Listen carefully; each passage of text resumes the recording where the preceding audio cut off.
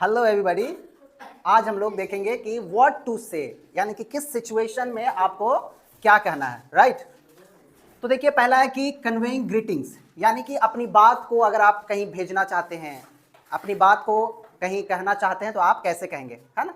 तो देखिए, formal way है कहने का और एक मैंने लिखा इनफॉर्मल वे। तो पहले तो आपको फॉर्मल वे में कैसे बोलेंगे, तो कहेंगे कि please remember me to your family. देखो, मान लीजिए कोई आपके घर मेहमान आया है, मेहमान समझते ना, गेस्ट, और वो जो है ना कि जा रहा है, अब तो कहते हो ना कि घर वाले को सबको सलाम कह देना, आदाब कह देना, कहते ना, प्रणाम कह देना, घर वालों को प्रणाम कह देना कि हम जो है कि उनको याद कर रहे थे, या फिर अपने पापा मम्मी को प्रणाम कह देना, कहते ना ऐसे। तो उसी के लिए हम लोग यूज करते हैं इंग्लिश में कि please remember me to your family, यानी कि अपने फैमिली में जा करके मेरे बारे में बता देना। या फिर कोई फोन किया और बात करते करते बोला कि ठीक है अब रखते हैं, घर में सबको प्रणाम कह देना, कहते हैं ना ऐसे, घर में सबको सलाम कह देना, तो कहते हैं कि please remember me to your family, यानी कि कह देना घर पे कि हम फोन किए थे और सबको याद कर रहे थे। समझ में बात।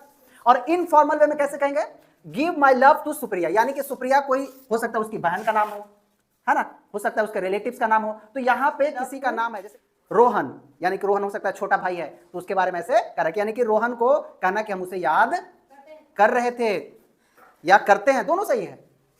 समझ में बात। तो यहां पे पर्टिकुलरली किसी का नाम लेकर के कह सकते हैं।